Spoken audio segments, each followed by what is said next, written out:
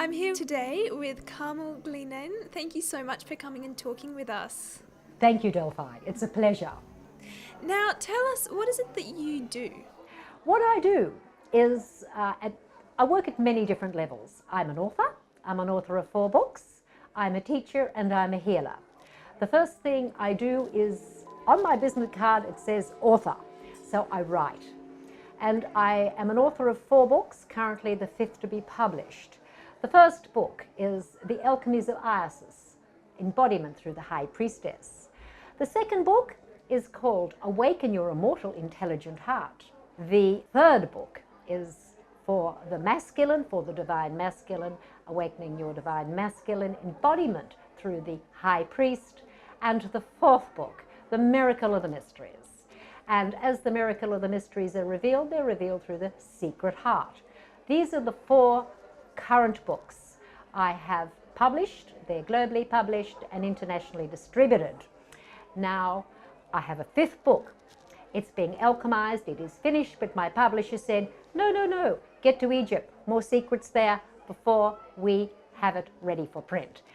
5th book will be ready in sometime next year, but really quite ready now, but according to publisher, no. So that's what I'm doing. I'm also going to be taking my 14th spiritual teaching tour, leading it to Egypt. We'll be going into the secret sites, ancient, long forgotten sites. There's very, very exciting new opportunities for us to be all co-creating together on our 2 trips. Iluru, we're going back into Iluru with the crystal tone singing sound bowls for the activation of the rainbow serpent. At Katajuka, I'm doing the rainbow serpent early morning walk in mid-January. Then home to Japan, home of Reiki, Reiki's birthplace for us, where we're taking a 10-day tour. That's part of what I do. I also run training programs everywhere, all around the world, conferences, author-teacher, teaching through the Ascension program that Atlantis Rising Mystery School has created. It's on my website, www.carmelglenane.com, and author, teacher, healer. And then, apart from all else, I'm healing every day in my temple and take activations and healing trainings and one-on-one workshops with people, training every day in my centre, in my temple in Coolangatta, Queensland, Australia. Wow, you've got a lot on your plate. My plate's full. It's an abundant. I live with an abundant heart, and the mother's work is never done. Yeah. Truly, when we're in service to the mother, what appears to be a huge load, in actual fact, is fun times. I love it all, and I'm in service to the mother. And we're also the largest distributor for the crystal tone singing sound bowls here in the Southern Hemisphere. And you and your team have selected these magic masterpieces. Yes. Delphi's fascinating bowl, dedicated to the Sphinx. And the gentlemen have chosen the gorgeous, magic, Morganite, Earth Mother. It's all here for you. We work with sound in the training programs, through the teaching programs. Sound moves matter. Sound, the intent of what you're wanting to create is moved through sound. So we've got the best quality of sound available through our advanced alchemy singing bowls. Wow. That's a little bit of what we do. Just a little bit. Just a little bit. Fun times. Wow, so where did this whole passion start? Passion always starts with an open heart to find out what really life is about. Passions begin when we're children. I believe that our passion for life begins for what we love doing as children. As a child, I loved writing. I was a passionate reader. I feel I was a little esotericist and a spiritual seeker from a young age. Your curiosity about life as a child takes you into very interesting places. And so I decided to find out about philosophy. What was philosophy? So I did a degree in philosophy at Melbourne University, social sciences at La Trobe University in Melbourne. My passion started for the mineralogical kingdom in the 1980s. I studied under Dr. Marcel Vogel, who is from the States, IBM scientist. My passion for writing started through my first tarot card deck I purchased way back in 1970-something, 78, I think.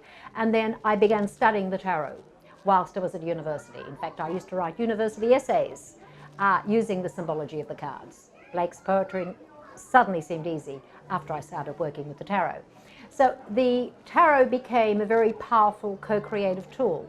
And I really began to understand its depth and power when I began taking teaching tours, but I could see the reliefs, the actual replication of the ancient symbols that were in the tarot on the tombs and temple walls in countries like Egypt and all around the world.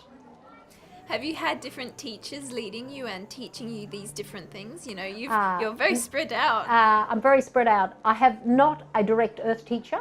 I've been gifted with being able to get direct contact, direct communication with very powerful beings. So I channel. First, for the first hour of my day, I'm writing. I get up, I write for the first hour. I bring through the energy through my light beings. The light beings then tell me and alchemize people, events, and situations. Life is my teacher. People are my teachers. All of us are our each teachers. I am taught by many people. I co-create with many teachers. Children are my teachers. Animals, Earth Mother is my teacher. In terms of having a structured human teacher, I hear what you're saying. No. But all of life teaches me. I think the greatest teacher for me has been able to listen to people every day for 25 years in honor of their life journey. They are my teachers. Their problems, their torments, those things become, those experiences become your teacher. Everyone you meet's your teacher. Wow. It's true. Yeah. So you're talking about being in contact with larger, greater, unearthly beings. And earthly beings, including Earth Mother. Yes. The greatest earthly being is, well, of course, the greatest being we have is our intelligent heart. The first thing I say to any person is to say, tune into your heart. As we conduct this interview together, what we're doing is connecting to each other's hearts. When we say, heart, I love you, your heart and I are alchemizing so that my energy is connecting to your heart's energy. We are intelligent hearts. When you can allow a person to connect with you through their heart's intelligence, you actually listen to them as a heart. Then what happens is that you and they are co-creating. We are co-creating right now.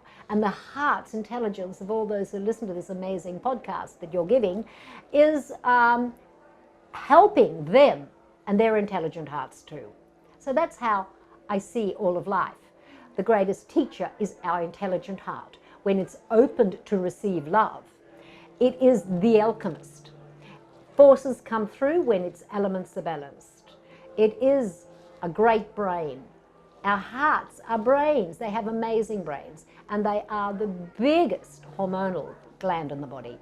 Say no more. Yes. It's the heart even has a mitochondrial DNA function. 40% of our heart is feminine DNA. Why do we know this? Science has proved it. Get to our cardiologists. Get to any information that tells you the heart story. The ancient Egyptians knew it. The ancient Egyptians weighed the heart at the end of life. The last judgment is the resurrected heart. The heart is to be weighed. What's happening to the brain? The brain's contents are fed to the birds. The brain is not needed at the end of life, only the heart. The ancients teach us these things. So when we observe, we become the mystery. So our aim for all of us is to come into self-love so that we can have pure hearts. When that pure heart is weighed, is my heart as light as a feather? Is it as heavy as lead? Have I given too much in life? Have I received not much? When you wear heavy with responsibilities, our hearts are heavy. They're weighed down with responsibility. When our hearts are as light as a feather, we have obeyed the universal law, the law of Ma'at, Ma'ati's law, which in ancient Egypt is the law of justice, peace and balance. So I embody Ma'at's law in all my work. Balance in everything. Balance in the heart, balance in the body, balance in the elements. So you're talking about the weighing of the heart. Yes. And this is a subject that is often talked about and discussed in the death process. It is. What is your view on the death process? Exactly what it is. the death process is a living process. The ancient Egyptians taught us death is life. Every day you awake to new life. You bore your scarab. Your death is enacted every day you live. So that when you physically die, you're taking your heart, its secrets, to the great Osiris, the great father in all systems, whether it be God, whatever, it's all one. The great Osiris looks and says, what have you done on earth? And when we have a pure heart, we can become our own Osiris.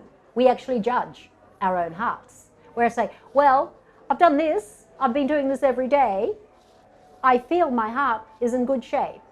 We become the judge of our own hearts. When we do this, we choose our next evolvement, our next incarnation. Where do you want to go? You make the choice. You judge your own heart. That's the ultimate journey in being human. That's what I teach. You were talking a lot about the ancient Egyptians. Do you identify with a religion at all? I don't identify with any religion in the structured sense of patriarchy. There's no need to. I identify with the religion of the heart. The heart is my religion. My religion is the energy of the mother. I teach through the energy of the mother's heart. The mother is the source of all religion. All prophets have mothers. Jesus has a mother. All prophets, all systems of belief, when honouring the source of the mother, become balanced. The divine feminine and the divine masculine is one. And therefore, we are the religion of our own hearts. That's beautiful. It is. Simple. Yes. Pretty simple. You talk a lot about the female and male. How do you work with these two energies? Well, they're not female and male. They're masculine and feminine, which we have within us. We have, when we receive, we're in our feminine. So when we stop, when we're still, we're working with feminine energy. When we are able to go and produce and allow, we're working with our masculine energy. The aim of being human is to live as an earthling and have our feminine and our masculine imbalanced. When we have them in balance, we become feminine and masculine. We are divinely feminine and divinely masculine all at once. We're alchemical. We're multidimensional. We're co-creating. When our inner feminine and masculine are balanced, we are allowing the forces to come through the balanced elements. The balanced elements are the feminine elements of earth and water. Earth, the base chakra, self-nurturing center. The water, the self-center, the heart.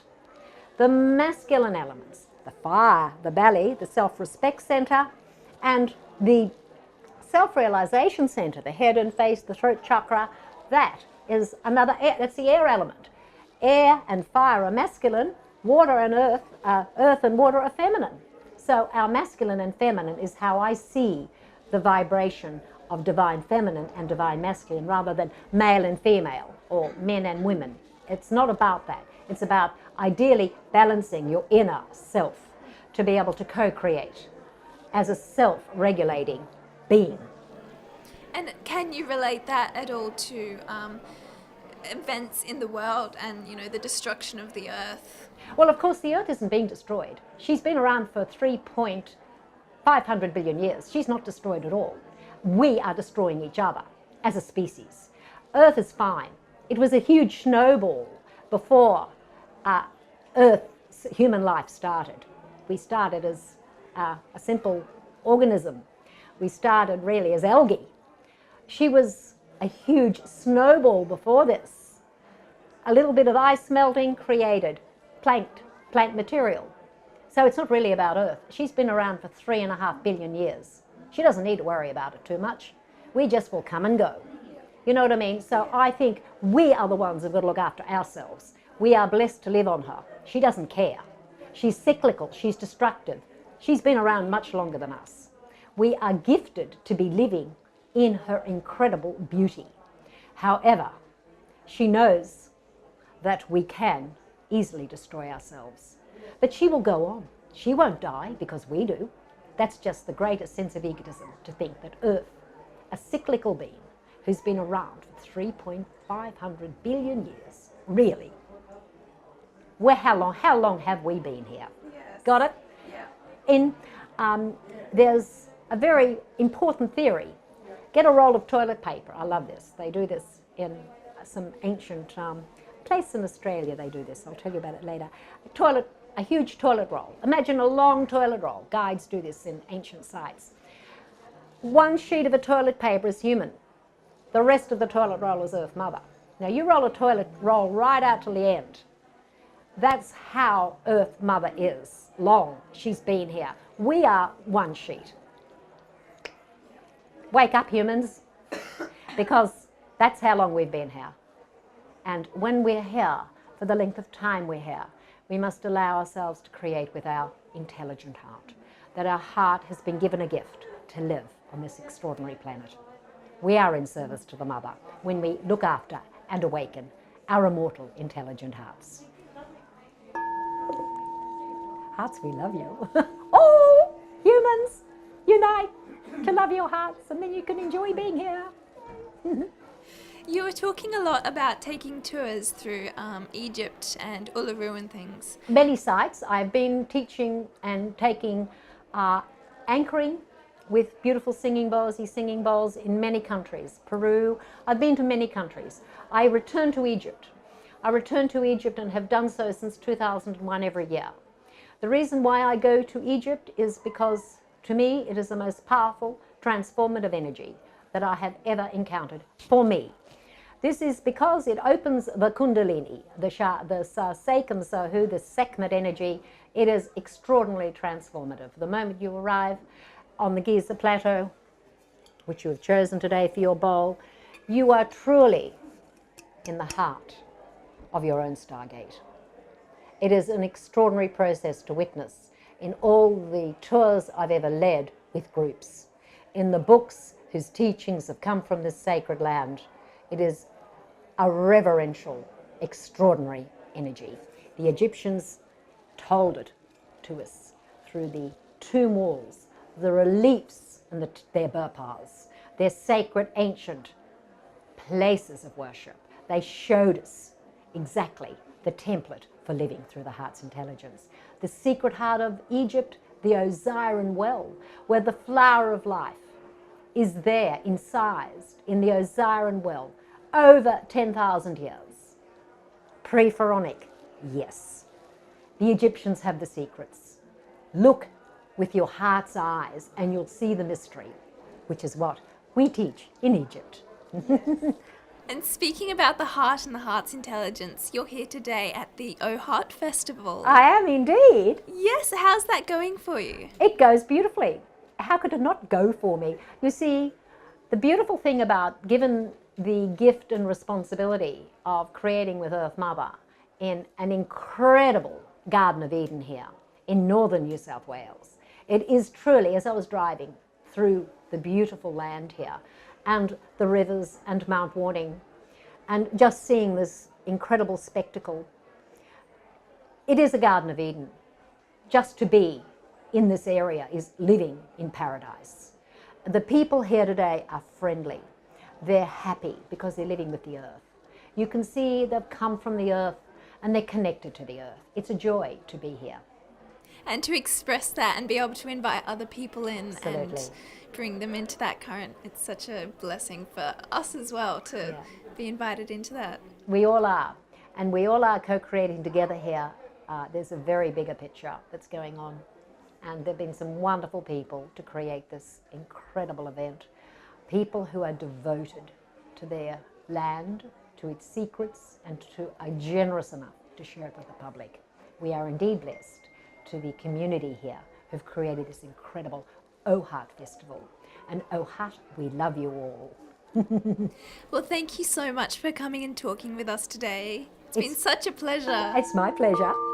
Hearts, we love all our beautiful family here.